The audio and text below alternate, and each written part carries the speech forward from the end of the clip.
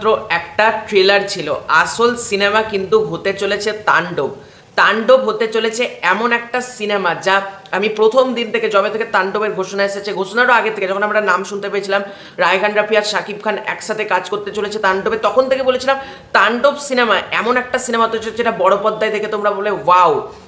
এখন আমি এই কথাই বলছি, তোমরা বড় পর্দায় গিয়ে দেখে বলে ওয়াও। আমি প্রথম থেকে একমাত্র তাণ্ডব নিয়ে পজিটিভ কথা বলেছি, মাঝে মধ্যে অনেক মানুষ দেখেছি তাণ্ডব নিয়ে নানান নেগেটিভ কথা বলেছে, কিন্তু আমি কিন্তু প্রথম দিন থেকে তাণ্ডব নিয়ে পজিটিভ আছি। তো তাণ্ডব সিনেমার সব থেকে বিগেস্ট আপডেটটা আজকের এই ভিডিওতে তোমাদেরকে দিচ্ছি। তাণ্ডব সিনেমা, তোমরা জানো তুফান সিনেমা 120-30টা মতন হলে মুক্তি পেয়েছিল, বরবাদ 121টা হলে মুক্তি পেয়েছিল। তুফান, বরবাদ এদেরকেও কোথাও গিয়ে বিট করে তাণ্ডব 150টার অধিক হলে, যেরকম আপডেট পাওয়া যাচ্ছে 150টার অধিক হলে তাণ্ডব সিনেমা স্ক্রিনিং হতে চলেছে। জাস্ট তোমরা ভাবো।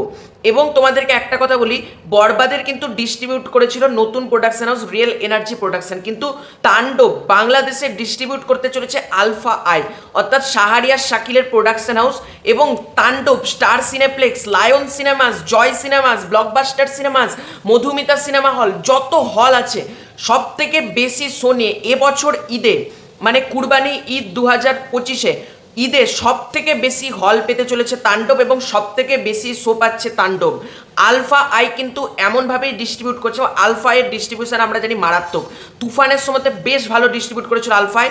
ইভেন তোমরা যদি দেখো দাগি সিনেমাটা, দাগিও আলফা আই ডিস্ট্রিবিউট করেছিল। আলফা আই কিন্তু বেশ ভালো ডিস্ট্রিবিউটার, ঠিক আছে। আলফা আই ডিস্ট্রিবিউট করতে চলেছে এবং অলরেডি গ্র্যান্ড রিভারভিউ সিনেপ্লেক্সে কিন্তু তাণ্ডব আসতে চলেছে, সেটা নিয়ে একটা পোস্ট করা হয়েছে। আস্তে আস্তে অনেক হল থেকেই কিন্তু এরকম তোমরা দেখতে পাবে পোস্ট যে তাণ্ডব আসতে চলেছে তাদের হলে, এবং তাণ্ডব সিনেমা যে কি হতে চলেছে সেটার জন্য আমরা খালি অপেক্ষা করছি।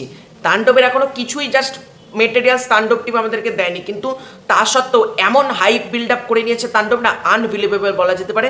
তাণ্ডব তো তুফানের রেকর্ড ভাঙছে, দেখা যাক বরবাদের রেকর্ডটা বিট করতে পারে নাকি। তো তোমাদের এই পুরো ইন্টারভিউটা নিয়ে কি মতামত কমেন্ট করে জানিও। খুব শীঘ্রই যাচ্ছে নতুন কোনো ভিডিও, ততক্ষণ বাই বাই।